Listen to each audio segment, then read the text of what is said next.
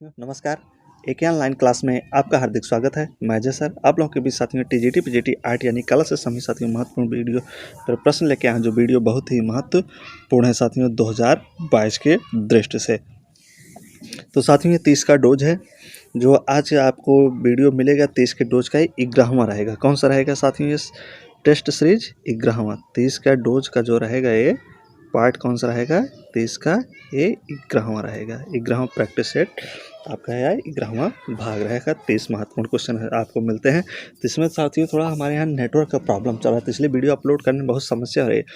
5-5, 6-6 घंटा लग जा रहा है, 7-7 घंटे वीडियो अपलोड ही नहीं हो रहा है साथियों। पता बारिश के मौसम से कि जो वहाँ नेटवर्क का सर्वर वहाँ से कोई दिक्कत हो रहा है साथियों, तो इसलिए थोड़ा आप लोगों को दिक्कत भी हो रही होगी, हमें तो भी दिक्कत हो रही है साथियों। तो चलते हैं, इसके लिए थोड़ा माफ़ी आप लोग से चाहता हूँ। वीडियो 5-5, 6-6, 7-7 घंटा ऐसे अपलोड लगने में लग जा रहा है साथियों। तो देखते हैं सबसे पहले जो आपका स्क्रीन पे पहले प्रश्न है। लियोनार्डो विंसी एक सच्चे प्रतिभाशाली थे जिन्होंने इस दुनिया को डैश डैश से सम्मानित किया। कह रहा है कि लियोनार्डो विंसी जो थे एक सच्चे क्या थे? प्रतिभाशाली थे जिन्होंने इस दुनिया को सम्मानित किया। तो कब सम्मानित किया साथियों? उनका समय मतलब पूछा कब से कब तक था। तो पहले में 1452 से लेकर 1519 तक, दूसरे में है 1340 से लेकर 1397 ईस्वी तक, 1470 से लेकर 1527 तक, लास्ट में है 1510 से लेकर 1567 तक। तो लियोनार्डो विंची एक सच्चे प्रतिभाशाली जिन्होंने दुनिया को सम्मानित किया। तो कितने समय में वो सम्मानित किया, कैसे इनका समय था? तो समय इनका पूछ रहा है कि जन्म से लेकर मृत्यु तक कितना था उनका। तो यहाँ पे जो आपका राइट बनेगा साथियों 1452 से लेकर 1519 ईस्वी। यहाँ तो राइट आंसर आपका जो होगा फर्स्ट हो जाएगा। तो इनका लियोनार्डो विंची का जो जन्म हुआ था साथियों कब हुआ था? 15 अप्रैल को। कब हुआ था साथियों? तो 15 अप्रैल था। क्या था? 15 अप्रैल और 1452। 15 अप्रैल 1452 को 1452 52 ईस्वी को रिपब्लिक ऑफ फ्लोरेंस में कहाँ हुआ था साथियों? तो फ्लोरेंस कहाँ पड़ेगा आपका? इटली में। इटली याद रखेंगे आप, इटली। तो लियोनार्डो विंची का जो जन्म हुआ था कहाँ हुआ था? 15 अप्रैल 1452 से को इटली, फ्लोरेंस के इटली में विंसी में हुआ था ना। इनकी जो मृत्यु हुई थी साथियों 2 मई था। मृत्यु जो इनका हुआ था क्या हुआ था? 2 मई को। 2 मई का दिन था। समय क्या था साथियों? तो 1519। ये लास्ट वाला डाटा आप याद करेंगे। ये मृत्यु है और ये सामने वाला जो 1452 है ये 15 अप्रैल 1452 इनका जन्म था ना। तो 2 मई 1529, 2 मई 1529 का क्या था? इनका निधन हो गया था साथियों। चलते हैं आगे, देखते हैं प्रसिद्ध कलाकृति न। प्रसिद्ध कलाकृति द लास्ट सफर के चित्रकार कौन है? तो प्रसिद्ध कलाकृति द लास्ट सफर के चित्रकार कौन है? लियोनार्डो विंची है, माइकल एंजेलो है, राफेल है, या सैचुओ डेव है, या अल्बर्ट ड्यूरेंट। तो दूसरा नंबर का क्वेश्चन हम लोग देख रहे हैं। तो प्रसिद्ध कलाकृति लास्ट सफर के चित्रकार कौन है साथियों? तो बहुत ही महत्वपूर्ण ये भी प्रश्न है। तो इसका जो राइट आंसर होगा प्रसिद्ध कला के जो लास्ट सफर है साथियों, तो इसके जो कलाकार हैं वो कौन है? लियोनार्डो विंची साहब है। तो राइट आंसर आपका 2 हो जाएगा। कौन सा हो जाएगा साथियों? तो 2 हो जाएगा। द लास्ट सफर जो था इसे अंतिम भोज भी कहा जाता है। लास्ट सफर को क्या कहते हैं? अंतिम भोज कर भी प्रश्न में पूछा जाता है। तो लियोनार्डो विंची द्वारा इसकी रचना की गई थी साथियों ना। रचना इसका कब किया गया था साथियों? 1495 से लेकर 1498 ईस्वी के मध्य न। कब? 1495 से लेके 98। क्या कर रहा है? 98। 1495 से लेकर 1498 के मध्य इसकी रचना लियोनार्डो विंची ने किया था ना। यह क्या है? एक प्रसिद्ध इनका चित्र है। यह ईसा मसीह के सूली पर चढ़ाने के पूर्व न यरूशलेम में ये अंतिम भोज के रूप में बनाया गया था। तो यानी कि मतलब ईसा मसीह से संबंधित ये चित्र था। द लास्ट सफर। अगला है मोनालिसा संग्रहित है। ये जो मोनालिसा है पूछ रहा है संग्रहित है। तो मोनालिसा कहाँ रखा है? पेरिस में, लंदन में, भारत में, या अर्जेंटीना में। तो मोनालिसा कहाँ रखा गया साथियों? तो 3 नंबर पे देखिए। तो यहाँ पे जो राइट आंसर होगा मोनालिसा ये आपका हो जाएगा पेरिस में। मोनालिसा जो चित्र है कहाँ रखा गया साथियों? तो ये पेरिस में रखा गया है ना। तो बहुत ही महत्वपूर्ण ये भी प्रश्न है। तो कहाँ संग्रहित है? तो ये साथियों पेरिस में संग्रहित है मोनालिसा ना। मोनालिसा किसकी चित्र थी साथियों? तो ये लियोनार्डो विंची का चित्र था मोनालिसा ना, जिसे भारत की रहस्यमयी पहेली के नाम से भी जाना जाता है। तो इसका जो चित्र बनाया गया था मोनालिसा के 1503 में। कब बनाया गया था? 1503 से लेके 6 में, 1506 में बनाया गया था। क्या 1506, आप याद रखेंगे 1503 से 1506 में इसका निर्माण किया लियोनार्दो विंची। इस चित्र की पृष्ठभूमि में प्राकृतिक दृश्य का चित्रण दर्शाया गया है साथियों। और ये रखा कहाँ गया है पूछा जाता है कभी के, तो मूसीदा लुब्रा संग्रहालय में, यानी कि पेरिस में। कहाँ है? पेरिस में। कहाँ? पेरिस में। पेरिस लुब्रा संग्रहालय। ठीक, आगे देखते हैं। मोनालिसा चित्र की पृष्ठभूमि में निम्नलिखित में से क्या दर्शाया गया है? जो मोनालिसा की चित्रभूमि है उसके पृष्ठभूमि में क्या दर्शाया गया? देवदूत, गिरजाघर, इमारतों की गली या दृश्य चित्र। तो 4 नंबर पर देखें तो 4 नंबर के यहाँ पे राइट आंसर क्या बनेगा साथियों? तो मोनालिसा जो चित्र है इसकी पृष्ठभूमि जो है, जो पृष्ठभूमि जहाँ पे ये चित्र बनाया गया है, जैसे ये पृष्ठभूमि है तो इसके पीछे क्या बनाया गया? तो फिर बीच में तो मोनालिसा बना ही गई है, तो इसके जो और आगे ये बगल का जो भाग है इस पे क्या दर्शाया गया है ना? तो क्या दर्शाया गया? दृश्य चित्र दर्शाया गया। क्या दर्शाया गया साथियों? दृश्य चित्र दर्शाया गया था मोनालिसा के ना। 1503 से 1506 में इसका निर्माण किया गया था। अगला है नारी जाति की रहस्यमयी पहेली। 5वां नंबर पर देखिए, नारी जाति की रहस्यमयी पहेली किसे कहा जाता है?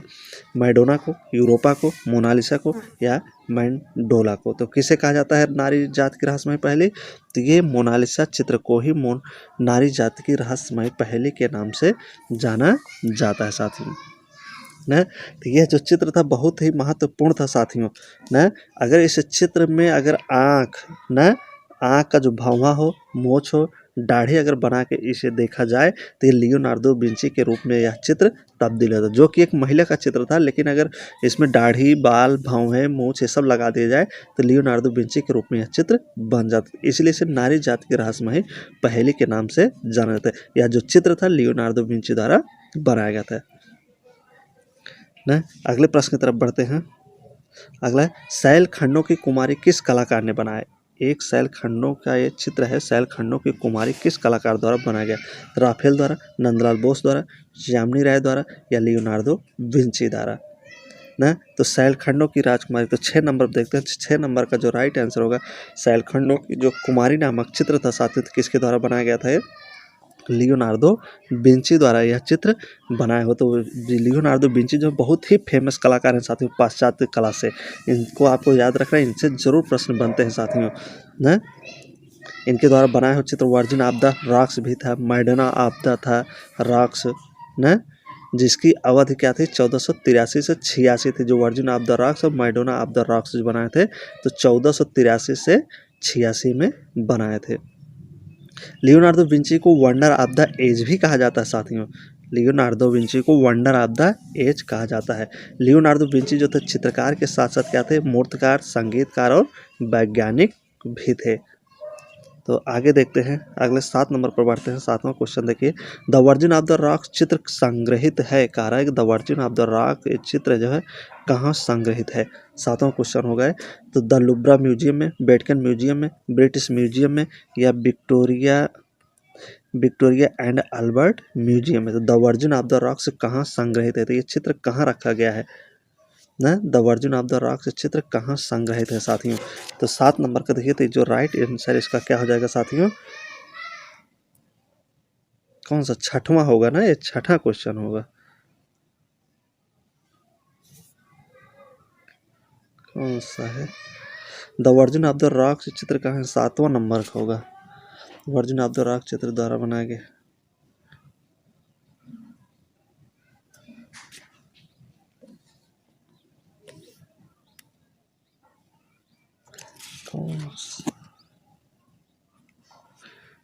ना सही है, सही है, ये होगा 7वां नंबर है। 7वां ही नंबर है साथियों, 7वां नंबर है। तो इसका जो राइट आंसर होगा क्या हो जाएगा यहाँ पे? द लुब्रा म्यूजियम हो जाएगा। क्या हो जाएगा? द लुब्रा म्यूजियम में बनाया गया है। तो अगले प्रश्न पर पढ़ते हैं।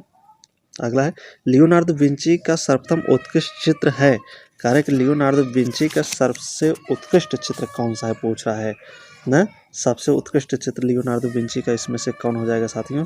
तो वो आपको बताना है। तो यहाँ देखिए लियोनार्दो का सबसे उत्कृष्ट चित्र क्या होगा? अधियाटी का युद्ध था, मोनालिसा था, लास्ट सफर था या वर्जिन ऑफ द रॉक्स था। 8वां नंबर का क्वेश्चन होगा। 8 नंबर पर आप देखते हैं लियोनार्दो विंची का सर्वप्रथम उत्कृष्ट चित्र कौन सा है?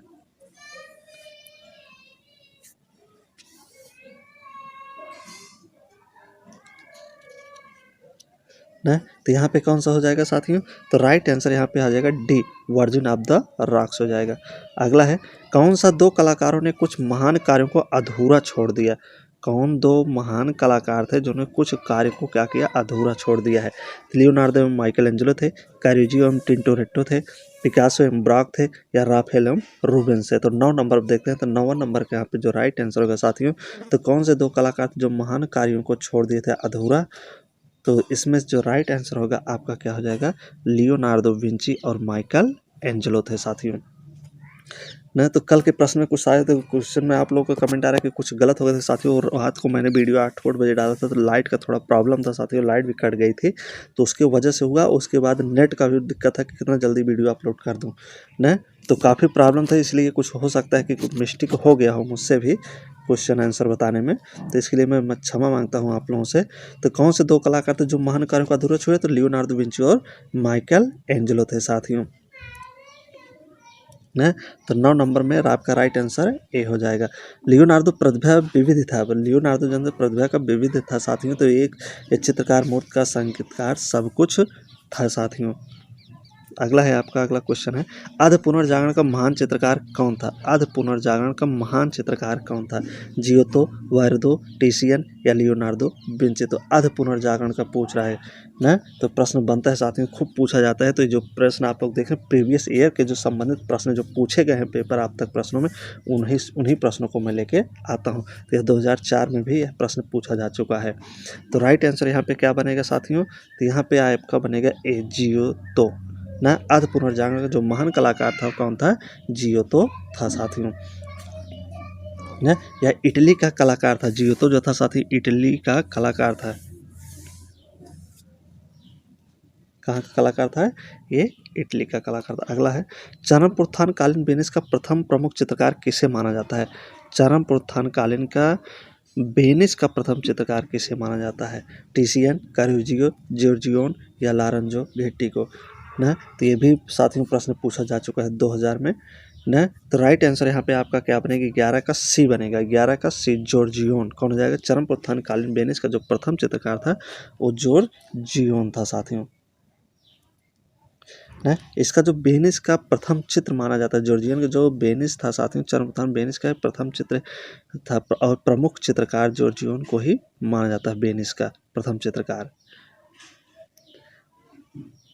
ना। यहाँ पे देखा जाए तो टिशियन भी यहाँ का चित्रकार था साथियों, टिंटोरेट्टो भी यहाँ के कलाकार थे, बेरोनेसो थे तथा बासानो भी, ये सब यहाँ के कलाकार थे चरम उत्थानवाद से संबंधित।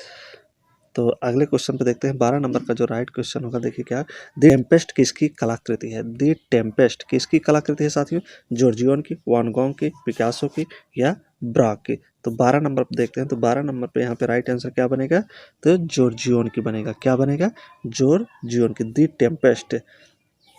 तो द टेम्पेस्ट किसकी कलाकृति है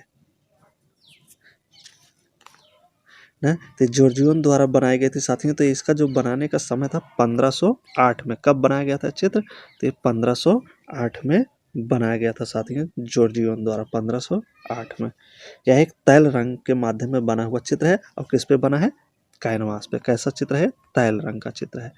किस पे बना है, तो कैनवास पे बनाया हुआ है, जॉर्जियोन का चित्र है।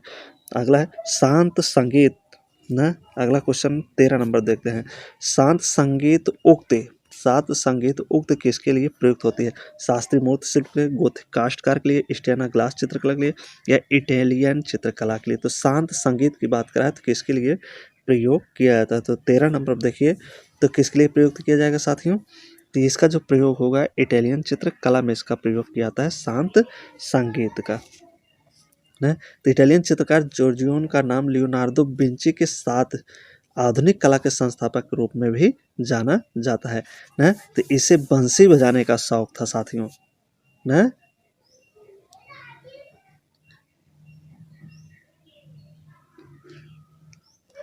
जो जॉर्जियोन था, जॉर्जियोन को बंसी बजाने का बहुत शौक था साथियों। आगे देखते हैं, अगला है, किसने मसीहा का ध्वज 1455 से लेकर 1460 ईस्वी वाले प्रसिद्ध काम को चित्रित किया, जो एक चित्रकला है जिसे एक रहस्यमय छोटी पेंटिंग के रूप में जाना जाता है? सैंड्रो बेट्टिचेली, माइकल एंजेलो, मसिकियो, पिरो डेला फ्रांसेस्का को ना। तो कौन सा क्वेश्चन हो जाएगा? 14वां नंबर। तो 14 नंबर देखिए साथियों, तो ना किसने मसीहा का ध्वज चित्रित किया? तो यहाँ पिरो डेला फ्रांसेस्का हो जाएगा। पिरो डेला फ्रांसेस्का का मसीहा का ध्वज नमक चित्र बनाया तो 1455 में। कब बनाया था साथियों? 1455 में इस चित्र को इसने बनाया था। आगे देखते हैं 15 क्वेश्चन पे देखते हैं। 15वां, निम्न में से कौन सा कलाकार पूर्व पुनरुत्थान कला से संबंधित नहीं है? पुनः पूर्व पुनरुत्थान कला से संबंध इसका नहीं है। प्रश्न को ठीक से पढ़ना है। मैसिचियो, पालोचेल्लो, बेत्तिचेली या पिकार्डी। तो कौन सा कलाकार पूर्व पुनरुत्थान कला से संबंध इसका नहीं है? तो राइट आंसर यहाँ पे कौन हो जाएगा साथियों? तो पिकार्डी जो है पुनरुत्थान कला से इसका संबंध नहीं था। शेरस जो और चित्रकार हैं, इन चित्रकारों का पूर्व पुनरुत्थान काल से संबंध था। मैसिचियो, बेत्तिचेली, पालोचेल्लो का था, लेकिन इसका पिकार्डी का संबंध नहीं था। अगला देखते हैं 16 नंबर पर बढ़ते हैं। पिरो डेला फ्रांसेस्का का डैश डैश एक इटली का चित्रकार था। कहाँ का चित्रकार था? इटली का। पिरो डेला फ्रांसेस्का गोथिक काल, पुनर्जागरण काल, मध्ययुगीन काल या रोकोको काल से। तो 16 नंबर पर देखते हैं। तो 16 का जो राइट आंसर यहाँ पे क्या हो जाएगा साथियों? पिरो डेला फ्रांसेस्का पूछ रहा है। तो पिरो डेला जो फ्रांसेस्का थे तो ये प्रारंभिक पुनर्जागरण काल से इनका संबंध था। तो राइट आंसर आपका यहाँ पे क्या हो जाएगा? बी हो जाएगा। प्रारंभिक पुनर्जागरण काल का इटली का एक चित्रकार था। कहाँ का था साथियों? पिरो डेला फ्रांसेस्का। तो ये इटली का एक चित्रकार ये माना जाता है, इटली का ना। इसने मैडोना का एक बहुविकल्पी चित्र भी बनाया था साथियों। मैडोना जो चित्र था इसे कई चित्रकारों द्वारा ये बनाया गया है। आगे देखते हैं 17 हो गया ना, कौन सा था? नहीं 17 अब चलेगा। जॉन वान आइक किस कलात्मक काल के कलाकार थे? जो जॉन वान आइक थे किस कलात्मक कलाकार के कलाकार माने जाते हैं? पुनर्जागरण के, बाइजेंटाइन के, प्रभाववाद के या घनवाद के। तो 17 नंबर है। तो 17 नंबर का राइट आंसर यहाँ पे साथियों क्या हो जाएगा आपका? तो यहाँ पे जॉन वाइक जो किस कलात्मक कलाकार से जुड़े थे? तो ये पुनर्जागरण से जुड़े थे। किससे इनका जुड़ाव था साथियों? तो पुनर्जागरण से इनका जुड़ाव था। इनका पूरा नाम हुइगबर्ट वान आइक है साथियों। तथा जॉन वान आइक दोनों नीदरलैंड के पुनर्जागरण काल के कलाकार माने थे। दोनों जैसे कि भाई थे, ये दोनों भाई थे, जॉन वाइक तथा वान आइक दोनों भाई थे। और तैल चित्रण के ये आविष्कर्ता भी माने। जो तैल चित्रण था सबसे पहले इन्हीं के द्वारा इसका निर्माण किया गया था। इसके जन्मदाता माने जाते हैं जॉन वाइक तथा वान आइक। अगले प्रश्न की तरफ बढ़ते हैं। तैल चित्रण के वर्तमान रूप का प्रारंभ हुआ। जो तैल चित्रण है इसका वर्तमान रूप प्रारंभ हुआ था प्राचीन काल से, 7वीं सदी से, 9वीं 19वीं सदी से या 15वीं सदी से। तो 18 नंबर का जो क्वेश्चन होगा साथियों, तो ये 15वीं सदी में इसका निर्माण हुआ था तैल चित्रण का। अगला है तैल रंगों का प्रयोग कहाँ से प्रारंभ हुआ? जो तैल रंग है इसका प्रारंभ कहाँ से हुआ कहा रहा है? चीन से, जापान से, नीदरलैंड से या भारत से। तो 19 नंबर पर देखें तो 19 का जो राइट आंसर होगा साथियों, तो तैल चित्रण का जो प्रारंभ माना जाता है कहाँ से हुआ था साथियों? तो ये नीदरलैंड से हुआ था। इसका जो प्रारंभ हुआ था तो नीदरलैंड से 15वीं शताब्दी में। कब हुआ था? 15वीं शताब्दी की बात है। 15वीं शताब्दी में जॉन वाइक पंथों द्वारा किया गया था। अगला है आपका पियरे डेला फ्रांसिस्का को सैन फ्रांसिस्को गिरजाघर में किया गया सबसे मशहूर कार्य the history of the true cross एक है। तो क्या है ये? पिरो डेला फ्रांसिस्को द्वारा बनाया गया जो चित्र है साथियों, मशहूर चित्र है, फ्रांसिस्को के गिरजाघर में बनाया गया है। तो ये क्या है? The history of the true cross. तैल चित्रकारी है, टेम्परा है, जलवर्ण है या फ्रांसिस्को है। तो क्या है? पिरो डेला द्वारा बनाया गया चित्र साथियों पूछ रहा है ना। तो राइट आंसर यहाँ पे क्या आ जाएगा साथियों? तो 20 नंबर पे आपका यहाँ पे राइट आंसर हो जाएगा डी। क्या आ जाएगा? डी। ए क्या है? फ्रांसिस्को है। क्या है साथियों? फ्रांसिस्को। इसे 1452 ईस्वी में पिरो डेला द्वारा बनाया गया था। कब बनाया गया था? 1452 में इस चित्र को बनाया गया था सैन फ्रांसिस्को के भवन गिरजाघर में। अगला है आपका प्रारंभिक पुनर्जागरण काल की डेविड मूर्ति का मूर्तिकार कौन था। तो प्रारंभिक पुनर्जागरण काल का पूछ रहा है, डेविड की मूर्ति कई कलाकारों ने बनाया, तो इसलिए प्रारंभिक पुनर्जागरण का पूछ रहा है कि डेविड की मूर्ति कौन सा मूर्तिकार बनाया, नन्नी दिवैको, लारेंजो, दिनोतेल्लो या गिवर्टी। तो 21 नंबर देखिए, तो इसे बनाने वाला कलाकार कौन हो जाएगा साथियों, तो इसे बनाने वाला कलाकार हो जाएगा देनातेल्लो। तो राइट आंसर यहाँ पे देनातेल्लो हो जाएगा, है ना।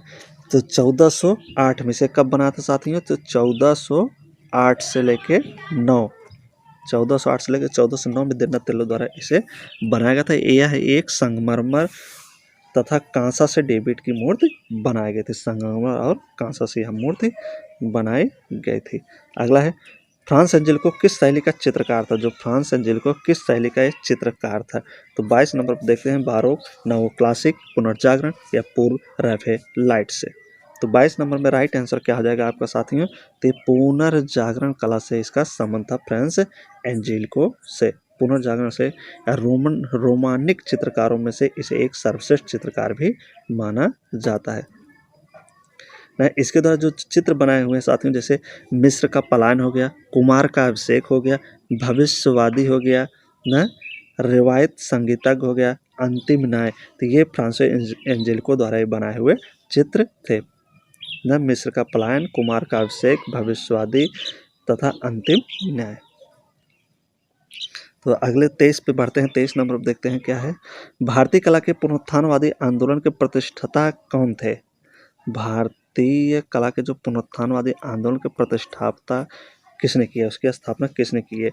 तो देखिए यहाँ पे E.V. हेबल, अवनींद्रनाथ टैगोर, राजा रविवर्मा, अलागिरी नायडू, आनंद कुमार स्वामी या नंदलाल बोस, ओसी गांगुली या फारसी ब्राउन।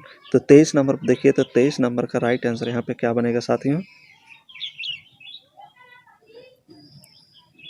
ना, तो 23 नंबर का जो राइट आंसर होगा E.V. हेबल तथा अवनींद्रनाथ टैगोर थे, जो भारतीय कला के पुनरुत्थानवाद के जन्मदाता माने जाते हैं।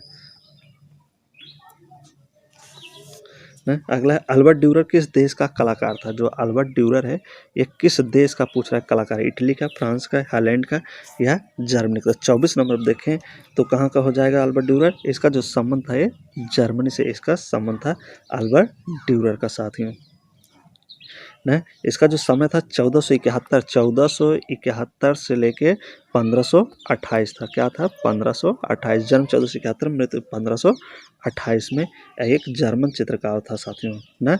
इसका जो संबंध था पुनरुत्थानवादी चित्र कला से था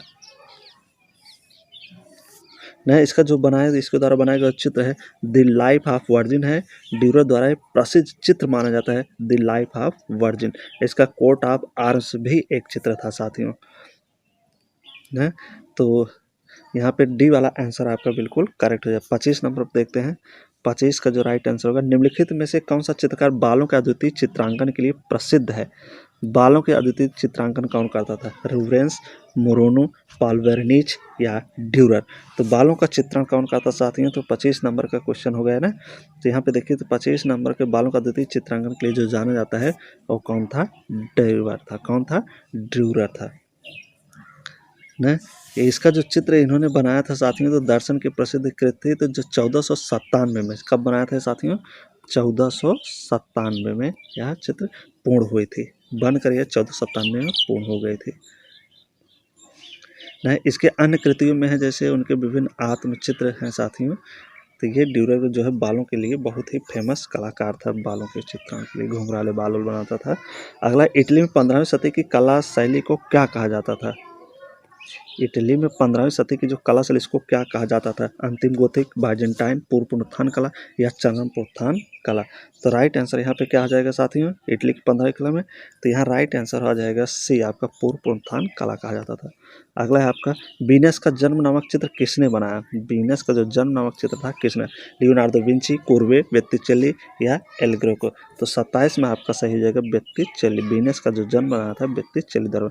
सैंडो बेत्तिचेली किस देश से संबंधित है, जो सैंडो बेत्तिचेली है किस देश से इनका संबंध, यूक्रेन से, इटली से, नीदरलैंड से या स्पेन से। तो 28 नंबर देखिए, तो 28 नंबर का जो क्वेश्चन होगा क्या होगा साथ में, तो बहुत ही जबरदस्त क्वेश्चन है, सैंडो बेत्तिचेली किस देश से संबंधित थे।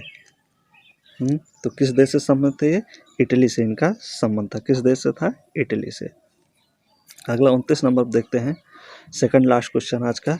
इटली का वयोवृद्ध कलाकार किसे कहा जाता है? इटली का वयोवृद्ध कलाकार किसे? टिसियन को, आंद्रिया मानेतेना को, ड्यूरर को या टिंटोरेट्टी को? तो इटली का वयोवृद्ध कलाकार किसे कहा जाता है? तो राइट आंसर यहाँ पे क्या हो जाएगा आपका? टिसियन को। टिसियन को इटली का वयोवृद्ध कलाकार कहा जाता था।